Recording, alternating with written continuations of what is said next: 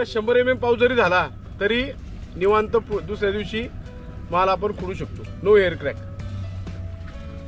September मध्ये tractor चालला पाहिजे अशी जमीन आपल्याला कोणाला निवडायची 35 साठी. आणि 35चं नाव आहे फायर क्रंच. म्हणजे 15-20 जानेवारीच्या आधी आपल्याला 35 मार्केटमध्ये विकून मोकळं व्हायचं. ARD 36च्या प्लॉट मध्ये आहोत.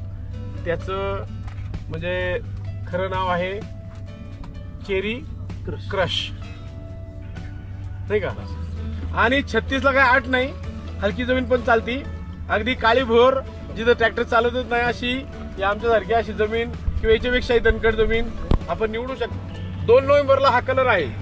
आणि कलर साठी 1 मिली थ्रेल लाईन काहीच नाही जैसे ते जे आलं ते आलं. कारण आपल्या लोकांना गोड पाहिजे आणि एक प्रकारचा स्वाद आहे याच्यामध्ये, एक फ्लेवर आहे, टेस्ट आहे, बरोबर ना. आणि तिच्यावर तो लोकल मार्केट घेणार आहे. म्हणजे एकदा तर द्राक्ष 1 महिने खाल्ला तर तो परत तो कायमचा गिराईक झाला पाहिजे. आणि तसं पाहायला गेलं तर यावर्षीच्या कंडिशन थंडीच नाही जी कलर व्हरायटीला आपल्याला पाहिजे होती. तर कदाचित नेक्स्ट प्रत्येक सीझन वेगळा वेगळा असणार आहे. प्रत्येक सीझनच्या नुसार आपल्याला ऍडजस्टमेंट करायचे आहे, चॅलेंजेस वगैरे.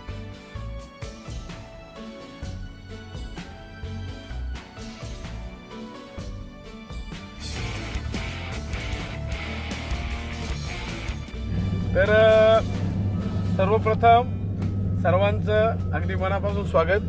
आजची लग्नतिथी कार्यक्रम वगैरे सगळे सोडून नाही का आपण इथपर्यंत आलात. काही महत्वाचे सगळ्यांनाच महत्वाचे कार्यक्रम होते. नंतर आमच्या लक्षात आलं का आज नेमकी लग्नाची तिथी आहे किंवा साखरपुडे किंवा वास्तुशांत्या नाही का. तर द्राक्षावर जे आपलं प्रेम आहे ते आपल्याला सर्वोत्कृष्ट आहे नाही का, सर्वात जास्त आहे. त्यामुळे सगळं बाजूला साडून द्राक्षातला माणूस हा पहिला द्राक्षाला प्राधान्य देतो. तर ही आज आपण ARD 36च्या प्लॉट मध्ये आहोत. त्याचं म्हणजे खरं नाव आहे चेरी क्रश नाही का. आणि 35चं नाव आहे फायर क्रंच. म्हणजे बरेच दिवस आम्हाला पाठ करावं लागलं ते सारखं असल्यामुळं. 35-36 सोपं जातं. हा पण ते नाही का. तर मग या 2 व्हरायट्या आपल्याला गेल्या 10 वर्षाच्या सह्याद्री फार्मर प्रोड्युसर कंपनीच्या प्रयत्नातून मिळालेले आहेत. त्याचं ह्या वर्षी 500 एकरवर प्रोडक्शन आपण पाहिले. त्यातील 200 एकर ARD 35 चा हार्वेस्टिंग संपलेलं आहे आणि एकरी 6 टनाने प्लॉट निघाले. आणि साधारण 140 ते 200 रुपयाचे रेट मिळाले आणि त्या पद्धतीनं प्रत्येकाला पैसे झाले. आणि ARD 36चा हा जो प्लॉट तुम्ही पाहताय अगदी याच्याच आत बाहेर सर्व प्लॉट होते आणि त्यांचं 6, 7, 8, 9 टन पर एकर हे ॲव्हरेज एक्सपोर्टेबल मालाचं. म्हणजे असं नाही का बाबा आम्ही केलाय कुठलाही खुडा नाही का, हे असं नाही. कारण एक्सपोर्टला खुडला गेलाय त्या मालाचं आपल्याला 6 पासून अगदी 8-9 टनापर्यंत पर. मागच्या फिल्डेला जर तुम्ही असाल तर याला खडक माळेगावला रायत्यांचा जो प्लॉट होता तो एकरी 1.25 एकर मध्ये 11 टन निघाला. आणि याला जो प्लॉट होता आपले नवनाथ गाडवे राशेगाव तर तिथं तो एकरी 8.5 टन निघाला. आणि खुडला आणि मग पुढचा गुणाकार वगैरे तो पुढचा भाग आहे. तर हे सगळ्यात महत्वाचं काय आहे, एक उत्पादनाची शाश्वतता. म्हणजे द्राक्षामध्ये काय द्राक्ष येतच होती, द्राक्ष येत नव्हती असं नाही. परंतु द्राक्षातल्या ज्या 2-3 महत्वाच्या अडचणी होत्या त्यामध्ये पहिली अडचण घड न लागणे. म्हणजे उदाहरणार्थ आता एप्रिलचा पिरियड चालू आहे. एप्रिल महिन्यामध्ये काय होतंय, एप्रिल छाटणी जी आपली असती याचं मागचं एक 50 वर्षाचं टेम्परेचर जर पाहिलं आपण तर साधारण 35, 36, 37, 38 पर्यंत असायचं. तर आता ते टेम्परेचर 38 ते 42 आहे आणि येणाऱ्या 70 दिवसात ते तसंच राहणार आहे. मग जेव्हा 40 ते 60 दिवसामध्ये बाग असती, या 40 ते 60 दिवसात बाग असती त्यावेळेला त्या बागेमध्ये आपल्या फोटोसिंथेसिस होण्याऐवजी झाड रिस्पिरेशन जास्त करतं. नीट ऐकून घ्या. 30 दिवसापर्यंत काय जो साठा झाला आणि त्याच्या आधीचा काय साठा होता झाडातला तो वाढायच्या ऐवजी वजा होतो आणि त्याचा परिणाम घड निर्मितीवर होतो. म्हणून मागच्या वर्षी जे कमी माल आले सगळं आलबेल्स होतं सगळं नाही का, पाऊस नाही पडले काय नाही तरी माल नाही आले. याचं कारण टेम्परेचर राईज झालेलं आहे आणि ते टेम्परेचर जे राईज झालंय 38 ते 42ला जे 40 ते 60 दिवसामध्ये जो पट्टा जातोय तिथं घड कमी येतात. लक्षात घ्या. मग आपल्या 4 प्लॉटमध्ये एकात आले एकात नाही आले. आपण म्हणलं आले इथं काय चुकलं, सारखीच कामं केली होती. तापमानाचा फरक आहे त्यामुळं त्या दृष्टीनं ह्या व्हरायट्यांमध्ये आपल्याला तो काही संबंध नाही. घडनिर्मितीला भरपूर पाणी द्या, नायट्रोजन द्या, पोल्ट्री स्लरी द्या, कॅल्शियम नायट्रेट द्या, काही अडचण नाही. म्हणजे घडाचा आणि नत्राचा काही वैर नाही इथं. समजून घ्या. ह्या बागेची सगळी काडी जून नंतर तयार झालेली आहे. जून नंतर. जूनला मेला आम्ही असं वर जात होतो आणि जूनला आडवं होतो. म्हणजे मला जेव्हा जून पर्यंत काडी पूर्ण पाहिजे होती तेव्हा आम्ही ओलांड्यावर होतो आणि मग पुढे गेलो आणि भर पावसामध्ये माझी 35ची बाग आणि 36ची बाग आम्ही जून जुलै ऑगस्ट सप्टेंबर पूर्ण काडी तयार केली. 2 महिने वाढवली, 2 महिने मॅच्युअर केली आणि ती ठरवून. मग माझ्या मनातही शंका होती का आपलं एवढं पावसात पळापळे नाही का, डिग्री डेज अमुक धमुक सगळं आपल्याला माहिती आहे. आपण त्यात मध्ये सगळा अभ्यास झालेला आहे ना, सावलीत काही येत नाही वगैरे वगैरे.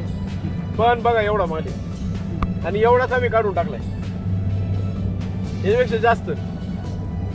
याचा अर्थ पहिली जी अडचण होती का घड निर्मिती होत नाही तिच्यावर दोन्ही व्हरायट्यांमध्ये अगदी डोळे झाकून आपण मात केलेली आहे किंवा त्यांची कॅपॅसिटी आहे. आपण काही केलं नाही, आपण फक्त वाढवतोय आणि काडी नीट बांधून घेतोय. याच्या पलीकडे डोकं चालून काही होतंय नाही आणि काही आपल्याला नाही का. आपण आता समजा टेम्परेचर वाढतंय अमुक होतंय, काय करणार आपण? काय करणार आपण? काही नाही करू शकत. निसर्ग आहे. पण या व्हरायटीमध्ये तेवढी ताकद आहे का त्याचा आणि घडनिर्मितीचा काही संबंध लागत नाही आणि चांगल्या पद्धतीनं घडनिर्मिती होते. गाडी खाली आणि ही बघा, ही आम्ही इथं 2-4 वावर सोडलं का नदी भरपूर दव आणि ह्या म्हणजे आम्हाला भीती होती का गळण वगैरे असं झालं म्हणून आम्ही थोडं काय केलं, हाताने जास्त थिनिंग केलं. परंतु म्हणजे जवळजवळ या प्लॉटला 150 माणसं थिनिंगला लागली. 2 एकरचा प्लॉट आहे. 60, 65, 70 माणूस थिनिंगला गेलं. तर ह्या पद्धतीनं ती दुसरी पण भीती निघाली. कारण आता आपल्याकडे 200 प्लॉट हार्वेस्टिंगला होते. 200 प्लॉट होते. हे काय एका प्लॉटचा इतिहास नाही सांगत मी. 200 प्लॉट. फक्त आता असे आपल्यासारखे थोडे 4-5 प्लॉट राहिले हार्वेस्टिंग. म्हणजे हार्वेस्टिंग संपणार आहे. कुठेही गळीने नुकसान नाही. थोडी गळ ज्या चांगली झाली तर तिथं योग्य वेळी मनी संख्या मिळाल्यामुळं सहज साईज 21 mm झाली. म्हणजे एकतर गळ करा नीट, नाहीतर 4-5 mm ला 60 मनीचं थिनिंग मारा. बरोबर. ही कंपल्सरी आता. आणि त्यामुळे आपल्याला गळीतून पण आपण निसटतोय. 36ला तर गळ म्हणजे 35ला तर होतच नाही. तिला आपल्याला युरिया सल्फर वगैरे मारून सगळं करावं लागतं. नंतर पुढचा टप्पा आहे की कलर येणे. 35 मधला ए टाईप जो आहे आपल्याला माहिती आहे त्याच्यात 3 कलर दिसतात. मग ते आता वरती तुम्ही आपला प्लॉट पाहिला असेल तर आम्ही त्याच्यावर ग्राफ्टिंग केलंय. आता जे आपल्याला काड्या मिळाल्या तिथं ज्यांनी ग्राफ्टिंग केलंय त्याला ए आणि बी चं काडी आहे त्यामुळे ते निश्चिंत राहत, त्यांना काही अडचण नाही. मग जे उशिरा कलर येणारे जे होतं ते 40-45 दिवसामध्ये कलर येणारा जो वाण होता त्यातला म्युटंट होता तर तो आपण आता सगळ्याकडचा बाहेर काढतोय. त्यामुळे 36 सुद्धा एकाच वेळेला 110 ते 15 दिवसात तयार होणारी व्हरायटी 35 राहणार. विदाऊट इथ्रेल कदाचित त्याला कलर येईल. कारण आपण जेव्हा इथ्रेल मारलं तेव्हा त्या ए टाईपच्या याला पूर्ण कलर आला होता. म्हणजे विदाऊट इथ्रेल कलर हा 35 मध्ये पण मिळू शकतो. एक पुढचं वर्ष जरा आपलं कामाचं एवढं झालं का आपल्या लक्षात येईल. आणि एक सारखे प्लॉट असं हा कसा आहे आता समजा 2 दिवसांनी हार्वेस्टिंग झालं तर नंतर एक सुद्धा झाड असं मागे नाही राहणार. क्वचित एखादी 2-4 झाडं बुवा जरा थोडी हिरवी वाटतात तेवढी आणि ती पण 8 दिवसांनी निघून जातील. हा देवरगावच्या प्लॉटला नव्हतं नव्हतं देवळगाव नाही, याला रावळगाव नाही, जीए पण नाही, इत्रेल पण नाही. जे हा म्हणजे 35चा पण 35चा देवरगावचा प्लॉट हा इत्रेल पण नाही आणि यादव शिंदे.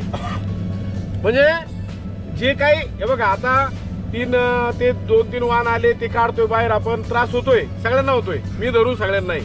अगदी विलास भाऊ पासून आहे त्यांचं तर 20 एकर आम्ही असं इथं कट मारलेलं आहे. होते ना तुम्ही 20 एकरला इथं कट मारून मग हे फुटन त्याच्यावर ग्राफ्टिंग करणार. हे सगळं पाहिल्यानंतर मग नाशिकमध्ये बरीच लोक एकामेकाला म्हणायला लागली बरं झालं नाही घेतलं, ते तर तोडायला लागले बागा. म्हणजे लोकांना काय चाललंय काय कळत नाही. आपण दुरुस्त्या करतोय आणि कोणतेही नवीन काम करताना ते चुकणार आहे, त्या दुरुस्ती करावं लागणार आहे, हे ठरलेलं आहे. असं काय एकदम व्हरायटी लावली मोकार झालं असं झालं असतं तर महाराष्ट्रात 40-50 वर्ष आधीच सगळं झालं असतं. त्यामुळं म्हणजे सांगायचा उद्देश काय का जे आरा 35 हा जो वाण आहे याच्यात थोडस आपल्या कलरच्या बद्दल संभ्रम आहे, ते सगळं काम पूर्ण करून मागच्या 800 एकर मध्ये आपण हे क्लिअर करणार टोटल. आणि एखाद्या सीझन मध्ये आपल्याला पूर्ण अशी बाग ही दिसते अशी 35ची मिळणार. 1 टाइम हार्वेस्टिंग, एकही बंच मागे राहणार नाही. म्हणजे कलरचा प्रश्न इथं आपण सोडवतोय. हे नॅचरल कलरचे वाण आहेत. आता 35 बद्दल पण मी म्हणतोय नॅचरल कलर बरं का. आता तिथं पण इथं लागणार नाही, लागलं तर लई कमी लागन. आणि याला तर एक मी ML पण नाही मारली, याला 1 ML सुद्धा इथं नाही. त्यानंतर शेवटचा मुद्दा माझा आहे का शुगर. आज ह्या व्हरायटीचं शुगर वरती 20च्या अबोव आहे, 20च्या अबोव शुगर आहे. आणि तळामध्ये 19-20 असेल तर साधारण 2-4 दिवसात अजून 1-2 जर वाढली तर आपण 22+ ला हार्वेस्टिंग करू. आम्ही 28 शुगरचा माल पाहिला नाही का, खाल्ला, सुरकुती नाही मालावर. 28 आपल्याकडे मनुके असतात, 28 ला मनुके, 28 लक्षात घ्या. ह्या व्हरायटीची उत्पादन क्षमता 16 टन आहे एकर. याचा अर्थ मालाचंच वजन जास्त आहे, माल नाही लय धरायचा. जो बघा तुम्ही आपला माल येतोय 16-17 ब्रिकचा ऍव्हरेज 12 टन.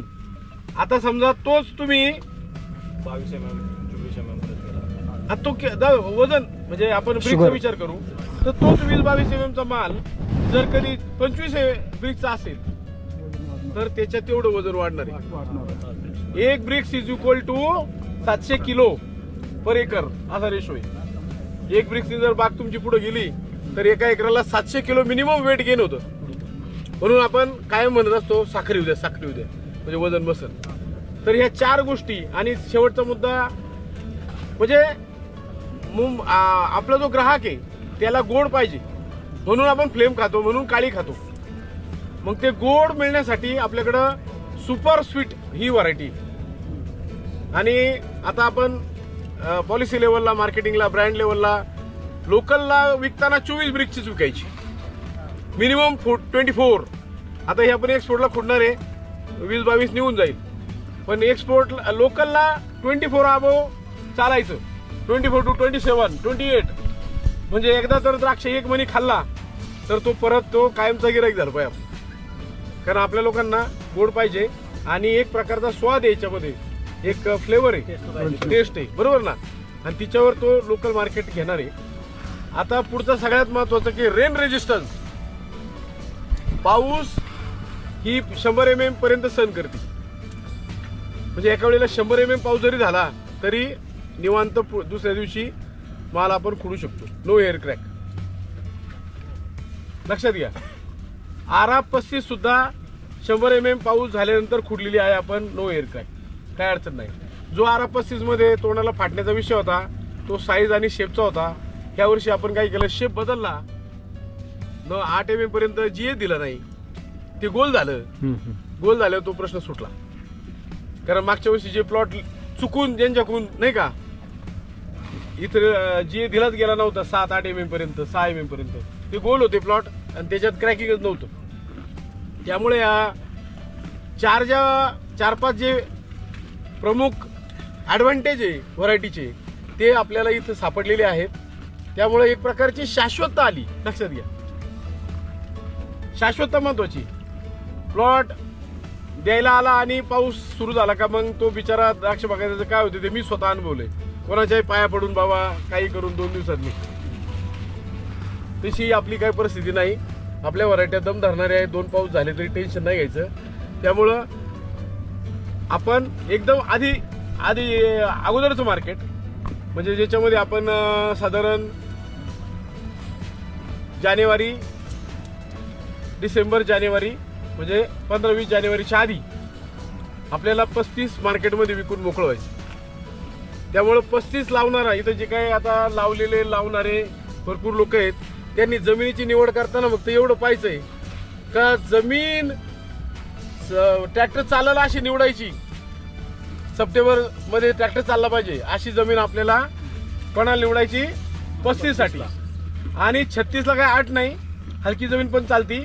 अगदी काळी भोर जिथं ट्रॅक्टर चालतच नाही अशी या आमच्यासारखी अशी जमीन किंवा याच्यापेक्षाही दणकट जमीन आपण निवडू शकता. कारण हिची छाटणीची तारीख ही 15 ऑक्टोबर ते 15 नोव्हेंबर आहे. ही अगोदर घेऊन आपल्याला विशेष फायदा नाही कारण याच्यामध्ये जो नॅचरल कलर येतो. आता बघा तुम्ही 2 नोव्हेंबरची तारीख आहे ही. 2 नोव्हेंबरला हा कलर आहे आणि कलर साठी 1 मिली थ्रेल लाईन काहीच नाही जैसे ते जे आलं ते आलंय. मग ही जी काही प्रॉपर्टी आहे जी काही गुणधर्म आहे याचा बाजारात फायदा कसा करायचा आहे. लेट छाटायचं, लेट आणायचं, मार्च एप्रिलला मार्केटिंग करायचं आणि आपल्याला आपले पैसे तिथं 100% होणार आहे. तर अशा पद्धतीनं हा प्रोग्राम आता सुरू झालाय. त्यामुळं सर्व जे काही उपस्थित मंडळी आहेत यांनी आपल्या बागा या आदर्श कशा होतील, व्यवस्थित कशा होतील याच्याकडे लक्ष द्या. आता इथं अभिनव कृषी फार्मर प्रोड्युसर कंपनीचे भरपूर सभासद उपस्थित आहेत का ज्यांनी रिकट मारलेत आणि कुणी ड्रिपच्या जवळ 4-5 म्हणजे ग्राफ्टिंग पासून 4-5 डोळे म्हणा मध्यावर किंवा एकदम बेड्याच्या खाली आणि चांगल्या पद्धतीनं बेसल डोस 2 लॅटरल प्लग केलेले आहेत बरं का. असं आता काम चाललंय. ज्यांचं नाही चाललंय त्यांनी ते सुधारून घ्या. बेसल डोस देताना 1 क्रेट मटेरियल एका झाडाला टाकलंय, वरती कोंबडी खत टाकलंय, त्याच्यामध्ये वरती बगॅस वगैरे काय असेल ते पाचट नाही का ते टाकलंय. दोन्ही बाजूनी माती लावून ते चांगलं भक्कम केलंय. 1 फूट अंतर इकडं अंतरावर ड्रीप प्लग केली. आपण ड्रीप करतो आणि ती चुकीची ठेवतो, एकत्र सावरून ठेवतो बुवा नको टेन्शन चला एकत्र राहा 2 जणी नाही का आणि मग त्याचा काही फायदा होत नाही. त्यामुळं प्लगिंग प्लॉट मध्ये गेला ड्रीप प्लग केलेली पाहिजे एकत्र. ही अशी नाही झाली पाहिजे ती जिथं ठेवली तिथंच. त्यानंतर जी जमीन हलकी आहे आपल्याला माहिती आहे इथं पाणी येत नाही त्याला पाणी देण्यासाठी सेंट्रलला इथं लॅटरल पाहिजे आणि त्याला 4 लिटर पर आवरचा 1 फुटावर ड्रिपर टोचलेला पाहिजे. ड्रिपर म्हणजे वरून पाणी पडल. अशा पद्धतीची ड्रिपची रचना आपल्याला आवश्यक आहे. भरपूर लोकांनी केली, ज्यांनी केली नाही त्यांनी त्वरित करा. हे नाही केलं तर आपल्याला उत्पादन खर्च वाढेल. पाहिजे अशी कॅनोपी होत नाही. कॅनोपी नाही झाली झाड भक्कम होत नाही. झाड भक्कम नाही झालं तर उत्पादन येत नाही. याचा अर्थ पुढच्या वर्षी तुम्हाला 6 ते 8 टनाचं जे काय आपलं चाललंय कोष्टक हे मिळणार नाही. जे काय आहे ते एप्रिललाच पैलवान 6 महिने आधी तयार करायला लागतो. पैलवान तयार करायचा 4 दिवस कुस्ती आहे म्हणून लय जोरबाट्या काढल्या तर ते सुजात आहे आणि परत घरीच बसात आहे. बरोबर आहे ना. आमचा एक बादशाह तलावचा मित्र पोलीस भरतीला जायचं होतं त्याला. मग आदल्या दिवशी 3 किलोमीटर पळाला आदल्या दिवशी बरं का. दुसऱ्या दिवशी मांड्या एवढ्या भरल्या आणि त्याचा बाप म्हणतो अरे मी ओरडतोय पळत ते पळालाच ते पळत कसं काय त्याच्या मांड्या भरल्या बरोबर आहे ना. त्यामुळं एप्रिल छाटणीमध्ये आपल्याला स्पष्ट जे काही दिसतंय तसंच करायचंय. काळी जमीन आहे यासारखी सेन्सर पाहिजे, सेन्सर पाहिजे. सेन्सर म्हणजे काय, आता काय बाबा लय शायनिंग मारतोय आणि असं लक्झरी असं नाही, नेसेसरी. कारण काळ्या जमिनीमध्ये आपल्याला पाणी कधी द्यायचं कळत नाही आणि पाणी चुकलं का झाड थांबतंय हे आमच्या लक्षात आलंय. बरोबर. मग पाणी समजण्यासाठी सेन्सर. कदाचित 2-4 वर्षापूर्वी ही कल्पना कशी होती की थोडी भाकड कथा होती नाही का. आज नाही, आज सेन्सरचं पाणी आलं, वरती पाहायचंय, हवामानाचा अंदाज पाहायचाय, मग तुम्ही ठरवायचं का आज द्यायचं का उद्या द्यायचं का 2 दिवसांनी द्यायचं, तुम्ही ठरवा. एखादा 2 दिवसाचा प्ले पण नेसेसरी आहे आपल्याला. म्हणजे काय, 2 लॅटरल प्लग केलेल्या मध्ये ड्रीप सेन्सर ही व्यवस्था प्रत्येक प्लॉट पाहिजे. जर तुमच्या प्लॉटमध्ये उत्पादन कमी आलं तर आम्ही त्याच्याकडे बोर्ड दाखवू, हे तुम्ही लक्षात घ्या. आजच इथं बसले सगळ्यांनी लक्षात घ्या. कुणी जर म्हटलं माझं उत्पादन कमी आलं, आम्ही या 3 गोष्टीपैकी 4 गोष्टीपैकी जे नाही त्याच्याकडे बोर्ड दाखवून रिकाम होऊ. तर आम्हाला माहिती आहे हे नीट केलं तर हे नीट आहे. बरोबर. त्यानंतर पुढचं, ह्या व्हरायट्यांना जमिनीतून चांगलं साथ पाहिजे, त्यासाठी जमिनीचे ड्रम नेसेसरी आहेत. इथं आम्ही ह्युमिक ऍसिड द्रावण, फल्विक ऍसिड द्रावण, DF1, poultry slurry, waste decomposer EM2. आता इथं आमचे मित्र आले जिथून मी सुरुवात केली आहे दाडमची, इंदापूरची शिंदे कंपनी. बरोबर आहे, पसरवली ती. तर ह्या प्लॉटला ही जी पत्ती पाहत आहे तुम्ही वरती, ही पत्ती नाशिकचे जेवढे आमचे प्लॉट होते R36चे सगळ्यात बेस्ट पत्ती असा अभिप्राय विलास शिंदेने दिला.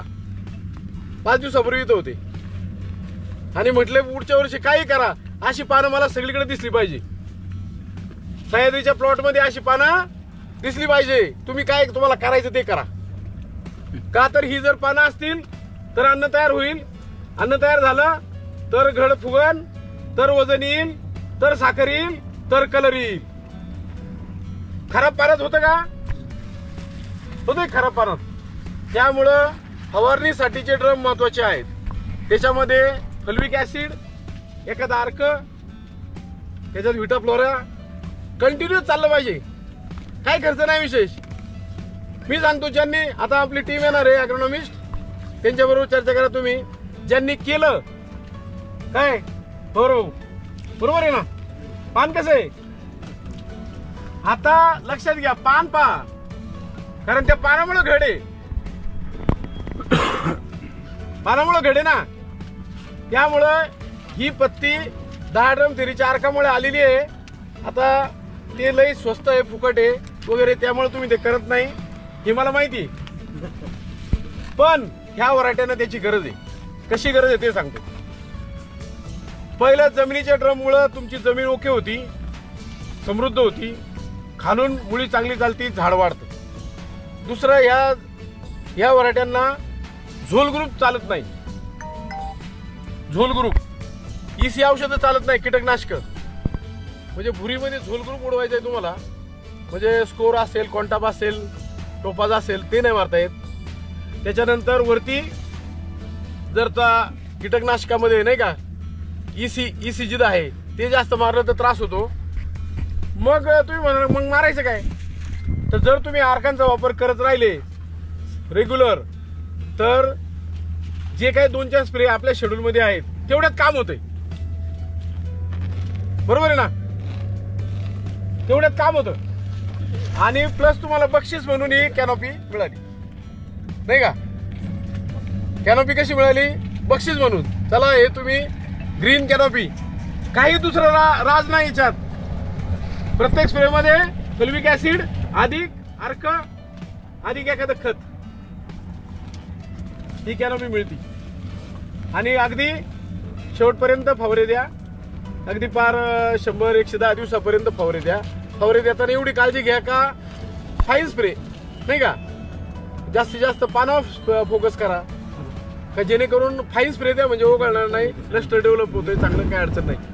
त्यामुळं ज्यांना चांगल्या पद्धतीनं बागा डेव्हलप करायच्या त्यांनी पर्सनली विचार करा आणि हे तुमच्या प्लॉट उभं करा.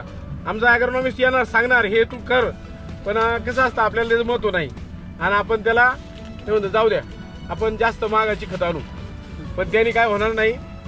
तर थोडक्यात जमिनीसाठी ड्रम हे आपण चालू केले पाहिजेत आणि फवारणीसाठीचे जे आहे ते तुम्हाला शक्य नसेल तर कंपनीतून 50 रुपये लिटरनी भरपूर मटेरियल मिळते. म्हणजे ही जी काही रिकटच्या दृष्टीनं मी जी काही तयारी सांगितली ही जर तुम्ही केली तर झाड चांगलं दणकट तयार होईल. एका झाडावरती 20 काड्या आपल्याला मिळवायच्या. एका झाडावर किती? 20 काड्या. आणि ह्या 20 काड्या इथं आल्यानंतर नीट लक्ष द्या.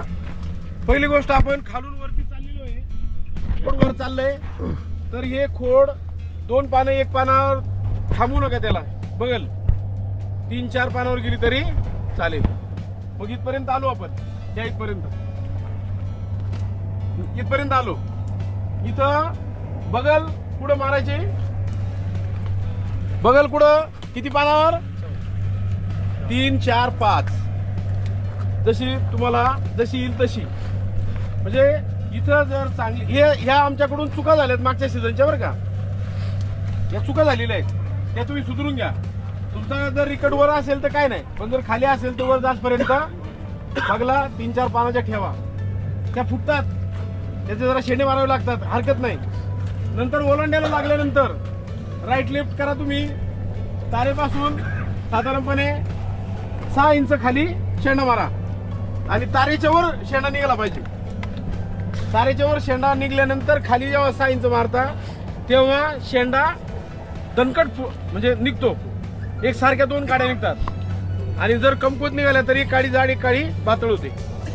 त्यानंतर राईटला तुम्ही चालले, लेफ्टला चालले तर 5-5 पानावरती थांबवत आपल्याला 5-5-5 असं करायचंय. इकडे 10 काड्या, इकडे 10 काड्या मिळवायच्या. आता ह्या बाजूला 5 काड्या, त्या बाजूला 5, ह्या बाजूला 5, त्या बाजूला 5 असं झालं.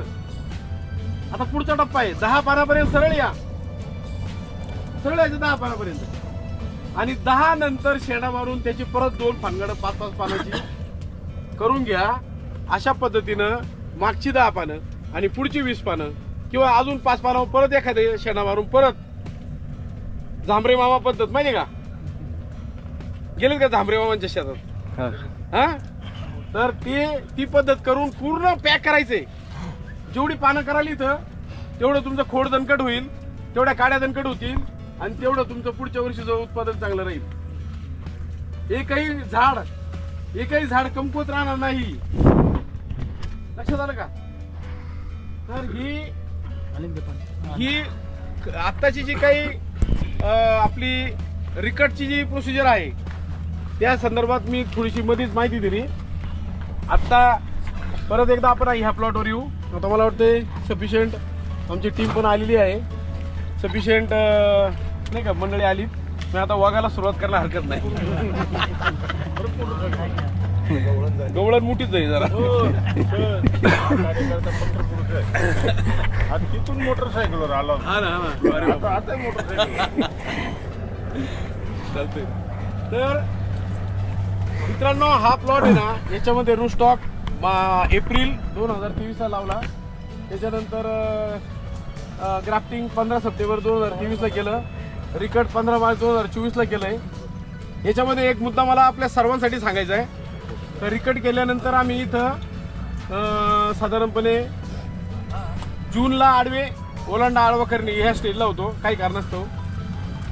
तर इथं असल्यामुळं पावसामध्ये मला जून, जुलै, ऑगस्ट, सप्टेंबर इथं काडी तयार करावी लागली. पाहिजे अशी म्हणजे भरपूर कॅनोपी झाली नाही कारण मी लेट झालो होतो. पण तुम्ही सगळे आर्ली आहात. आर्लीच्या याच्यामध्ये तुमच्याकडे भरपूर वेळ आहे. तर तुम्ही जर आत्ता चांगलं काम केलं, मगाशी मी चांगलं काम याचा अर्थ काय, 2 लॅटरल म्हणजे पहिला मुद्दा भरपूर म्हणजे बेसल डोस पक्का, 2 लॅटरल प्लग केलेल्या मध्ये 1 लॅटरल म्हणजे जर गरज असेल तर वरून पाणी पडतंय आणि सेन्सर बरोबर. चांगलं काम म्हणजे काय.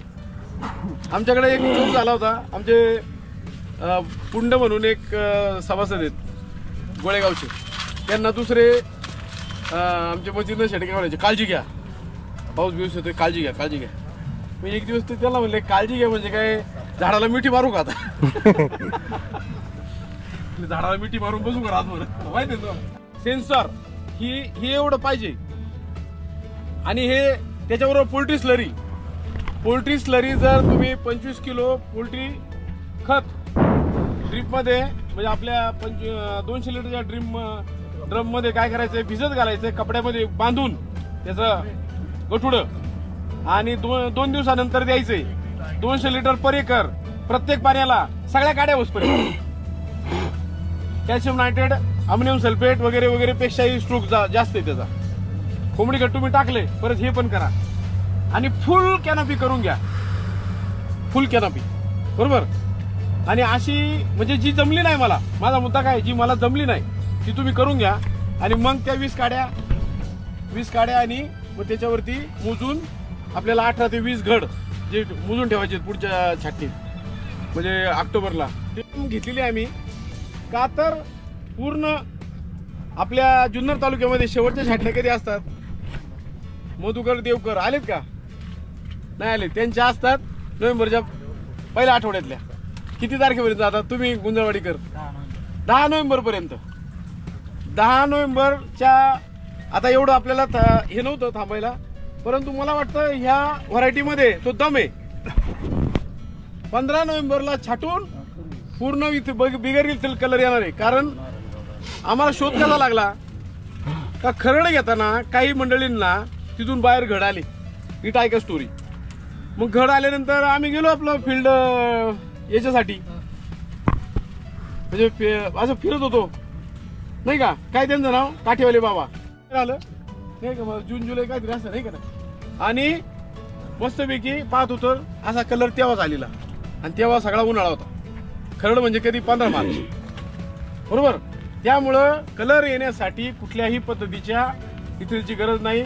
आपण असं दाखवून द्यायचं होतं म्हणून 2 नोव्हेंबर. त्यामुळे लक्षात घ्या की आपल्याला एक सारखा कलर येतोय, कुठेही काही अडचण नाही.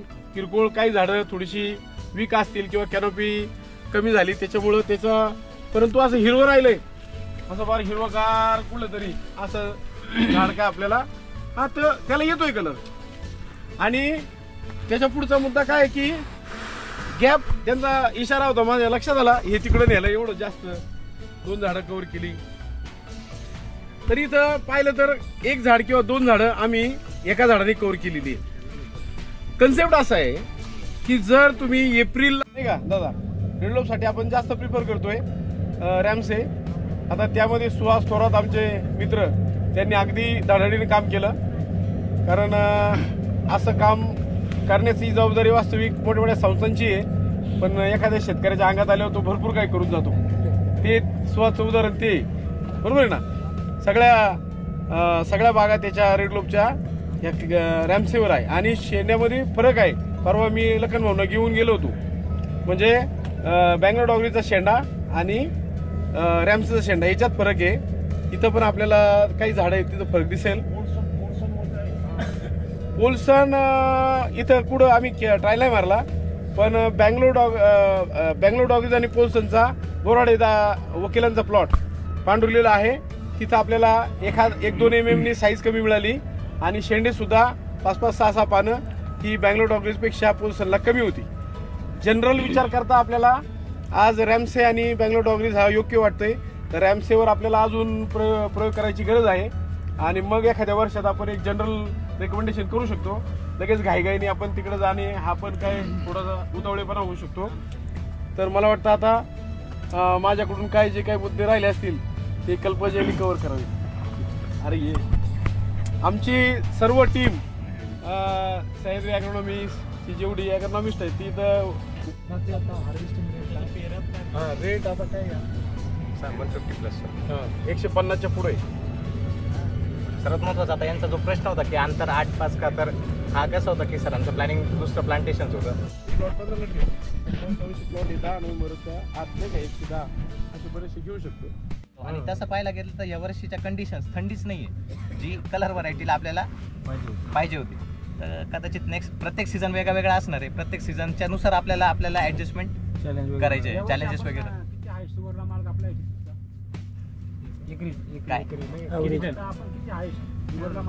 माझं मत आहे त्याच्यापेक्षा आपण किती क्वालिटी माल काढला त्याच्यावर फोकस करू. पण तुमच्या प्रश्नाचं उत्तर मी देतो. 9.5-11.5 टन आपण एक प्लॉट शुगर 27-28 ब्रिक्स होती, पण हार्वेस्ट आपण 28 होतं मला हार्वेस्टिंग करत्या वेळेस त्याला कुठं हे आलं होतं का असं? सॉफ्टनिंग नव्हतं झालं, वरचे मनी वगैरे लूज सुकले नाही काय नाही. तुम्ही नवनाथ भाऊंच्या प्लॉटवर होते ना, त्या प्लॉटची 24 ॲव्हरेज ब्रिक्स आहे. वजनात फरक आला. तो पर प्लांट 10.5 किलोचं वेट आलंय पर प्लांट. म्हणजे तिथं 1.25 एकर होता, 1200 झाड होते, त्याच्यातले 150 झाडांवर माल नव्हता, एकरी 8.5 एकरी 8.5 बस. आणि त्याच्या अगोदरचा जो फील्ड डे होता तिथे